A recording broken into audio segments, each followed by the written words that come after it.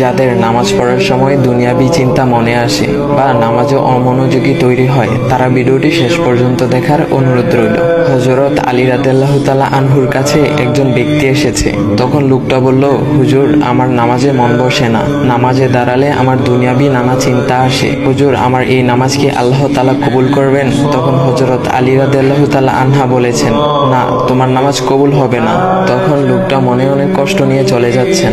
এমন সময় রাসূল সাল্লাল্লাহু আলাইহি ওয়াসাল্লাম এসে হযরত আলী রাদিয়াল্লাহু তাআলা আনহুকে জিজ্ঞাসা করলেন, ইয়া আলী, আপনার কাছে লোকটা কেন এসেছিল? এসে দেখি মন খারাপ করে চলে গেল। কেন, কি হয়েছে আমাকে বলুন। তখন আলী রাদিয়াল্লাহু তাআলা আনহু বলেন, তিনি আমার কাছে জানতে এসেছেন যে নামাজে দুনিয়াবি চিন্তা আসলে নামাজ হবে কিনা।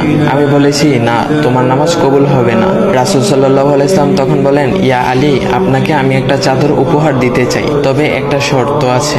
আলী রাদিয়াল্লাহু তাআলা আনহু খুশি হয়ে বলেন, ইয়া রাসূলুল্লাহ, কি শর্ত তা বলুন, আমি আপনার সকল শর্ত মেনে নিব। বুঝতেই তো পারছেন রাসূল সাল্লাল্লাহু আলাইহি ওয়াসাল্লামের চাদর বলে কথা। তখন রাসূল সাল্লাল্লাহু আলাইহি ওয়াসাল্লাম বললেন, ইয়া আলী, আপনি যদি এই মুহূর্তে 2 রাকাত নামাজ একনিষ্ঠভাবে পড়তে পারেন দুনিয়াবি সকল চিন্তা দূর করে, তাহলে আমি আপনাকে সেই চাদরটি উপহার দেব।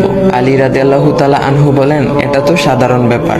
আলী রাদিয়াল্লাহু তাআলা আনহু তখন নামাজে দাঁড়িয়ে গেলেন আর তিনি নামাজ পড়তে শুরু করলেন।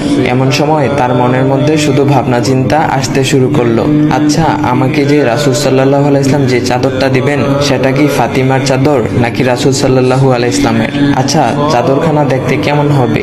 এই বিভিন্ন বিষয় নিয়ে ভাবতে লাগলেন। তিনি ভুলে গেছেন যে দুনিয়াবি চিন্তা নামাজে আনতে রাসূল সাল্লাল্লাহু আলাইহি ওয়াসাল্লাম নিষেধ করেছেন। এর মধ্যে আলী রাদিয়াল্লাহু তাআলা আনহুর নামাজ পড়া শেষ। আলী রাদিয়াল্লাহু তাআলা নামাজ শেষ করে রাসূল সাল্লাল্লাহু আলাইহি ওয়াসাল্লামকে বলতেছেন, ইয়া রাসূলুল্লাহ, আমি আপনার শর্ত মেনেছি, এখন আমাকে চাদরখানা উপহার দেন। রাসূল সাল্লাল্লাহু আলাইহি ওয়াসাল্লাম বলেন, ইয়া আলী, আপনি কি একনিষ্ঠভাবে দুনিয়াবি চিন্তামুক্ত ছাড়া 2 রাকাত নামাজ পড়েছেন? তখন আলী রাদিয়াল্লাহু তাআলা আনহা মুচকি হেসে বললেন, না ইয়া রাসূলুল্লাহ, আমি আপনার চাদর নিয়ে অনেক কিছুই ভেবেছি। তখন রাসূল সাল্লাল্লাহু আলাইহি ওয়াসাল্লাম বলেন, ইয়া আলী, নামাজ তোমারও হয়েছে, আর তুমি যাকে নামাজ হবে না বলে ফতোয়া দিয়েছো তার নামাজও আল্লাহ তাআলা কবুল করে নিয়েছেন। শোনো আলী, দুনিয়াবি চিন্তা দ্বারা নামাজ বাতিল হয় না, নামাজ মহান আল্লাহ তাআলা কবুল করে নেন। সকল ফরজ নিয়ম কানুন মেনে নামাজ পড়লে নামাজ হবে ইনশাল্লাহ। তবে আমাদের সকলের উচিত নামাজ আদায় করার সময় একমাত্র আল্লাহকে স্মরণ করে নামাজ আদায় করা। নামাজে দাঁড়ালে দুনিয়াবি চিন্তা মাথায় আসে, এটা শয়তানের একটা ফাঁদ।